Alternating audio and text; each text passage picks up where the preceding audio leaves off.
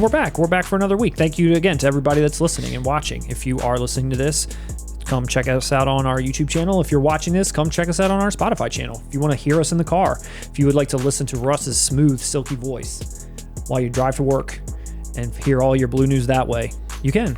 So as always, we will have our full-length version of this podcast up on our Spotify channel ahead of time. We will then continue to put it up slowly on our YouTube channel for everybody that likes to watch us there. Last week, we had a pretty packed episode. We talked about Tarantino. We talked about our top 5 favorite films. Russ hated Usual Suspects. There was a lot of Arrow, Scream Factory, 4K news, that kind of stuff that we also went through. So if you missed any of that, go back and check it out.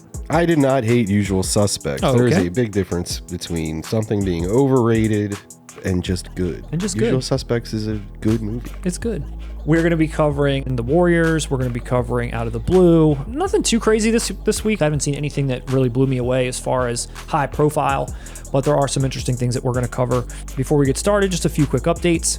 Escape from LA, the 4K that Russ and a lot of you are probably really waiting for. Apparently there's an audio issue, which is hampering people's enjoyment of their Snake Plissken. Well, Escape from LA kind of hampers a lot of people's enjoyment of Escape from LA. I mean, dude, you gotta admit, when you watched Escape, I know you've seen Escape from New York. I have. I remember you telling me this. Your immediate reaction once the credits started rolling was, dude, where's the basketball and surfing? Why wasn't that there?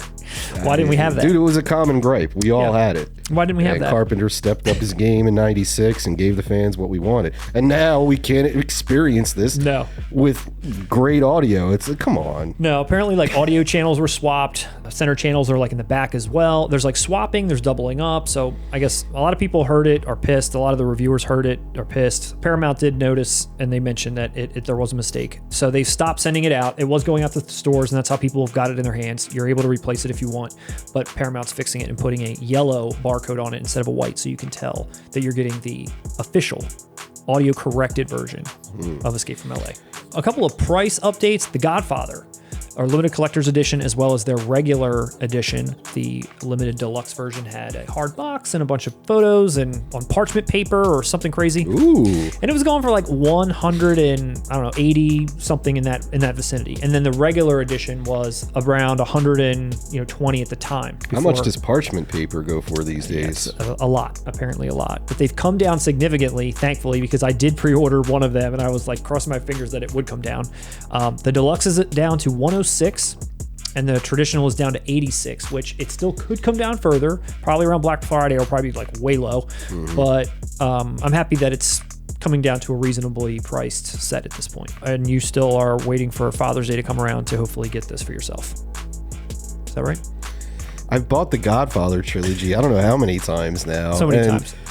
You're telling Francis Ford, here you go. This is more money for you. Thank you for enriching my life. I can refuse this offer. Also, Robocop 4K from Arrow, prices dropping again. Me and you talked about this. It was $42.99 for the limited set and $39.99 for the steel. Now the steel is down to $27.99. And I remember at the time when we talked, you were holding out for $19.99, but we know that's never going to happen. But $27.99 is pretty damn close. Yeah, and I jumped on it. I jumped on it without us talking about it. Yep, I did the same thing you did.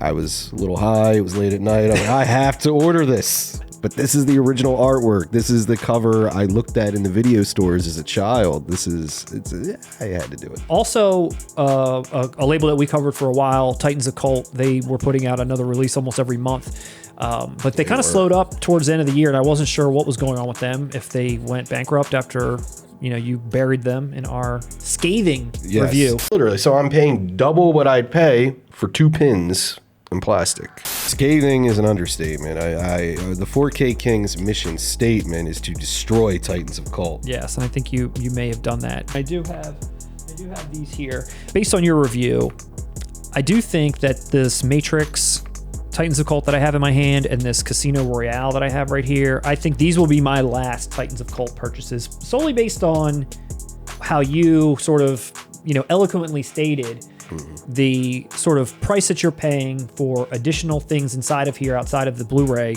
is not really worth all of this extra. And unless you care about pins and magnets and poker chips, then really it's just kind of extra, I don't want to say junk, but the steelbooks are nice. I enjoy controlling narratives. Yes. And telling people what to think. And I'm happy I succeeded. You did.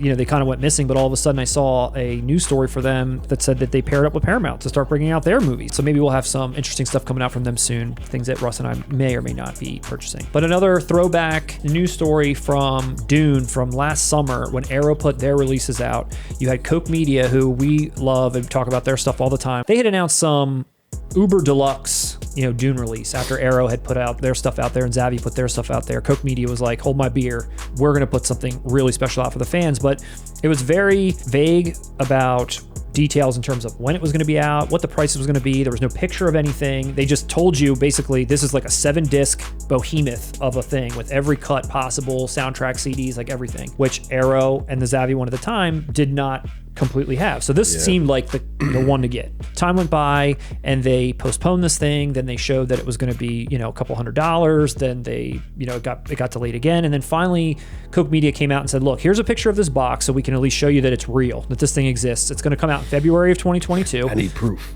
Think of a very large book that would be in like an acrylic case. Like that's what it looked like. And apparently there was going to be limited to something like 2,000 units. It was extremely hard to put together and to make. So Koch Media was like, this is why we keep delaying this thing. But lo and behold, it came out like a few days ago. And there's a person online that did an unboxing of it. And the thing looks incredible. The house that all of the movies are in, it's like in this nice styrofoam case within this acrylic box. There's a comic book, there's a poster, there's, like I mentioned, soundtrack CD, every version of the movie possible. Just looks really, really great. Like one of the best looking sets I've ever seen. So good job, Koch Media. Good job, Dune fans. Good job, David Lynch. Good job, David Lynch. I don't know if you can even still get this out there. I know that it's sold out through pre-order, but I'm saying through like eBay, maybe somebody's got it out there. And then finally, just a note about our great friend, Jean-Claude Van Damme. He's hanging it up. He mentioned that he is putting one more final film out called What's My Name, that he is going to star, executive produce, and co-write the script, which will be similar to JCVD, and that it focuses on his personal life. He'll play himself. He'll be left in a coma following a serious car accident. He wakes up with amnesia, doesn't know himself. And then through a series of fights against iconic fighters from across his legendary career, Van Damme begins a quest for his own identity and life meeting, which leads him to one final match. And I wonder who the final match is going to be. Cocaine. The only reason I'm cracking that joke is because JCVD's been pretty open about it. How that played a pivotal role in the destruction of his Hollywood Did you see his career. face on the poster of Maximum Risk? I mean, that's what he really looked like in '96. I'm excited for this movie. I mean, I love JCVD. He's empathetic compared to the Seagals, the Chuck Norrises, all those kind of, he's in that boat with those guys. Even the older, even a Bloodsport or a Kickboxer or a Double Impact, etc. You felt him more. They worked better. Seagal, it always felt like a joke. Thoughts on Jean-Claude Van Damme? Can I laugh in your face? Like even in Seagal's heyday, you watch his films as comedies. JCVD, he actually worked. Like you can watch Bloodsport seriously. And I agree. And it's entertaining. It's endearing. It's good. It's really, really good. I can't say that about any Seagal film. Do I think Jean-Claude's a tough guy in martial arts? No. We've seen this in JCVD. We know when he goes meta, like he'll dig deep in on himself. He'll put it all out there. And I'm sure it's therapeutic for him. Yep. It's great as a viewer. Like I said, imagine Steven Seagal breaking the fourth wall in a film and talking about his life with great depth and analysis, not just being humble. I'm Steven Seagal. I'm a piece of shit. This guy Jason Statham, is that Jason right? Statham? Statham, is it? Yeah. It's not Stratham, it's Statham. Yep. Jason Statham is a wonderful action guy. Imagine Steven Seagal saying anything negative about himself. JCVD has a level of awareness to where he can pull this stuff off. Agreed. And I'm excited. I think it's a brilliant idea to bring back the iconic villains from his filmography. Can't wait to at least see a trailer. Can't wait to come back and maybe talk about that. I hope it pans out. I hope it ends up being good. That has a lot of promise. It does. It's an interesting concept. I guess hopefully everybody's on board.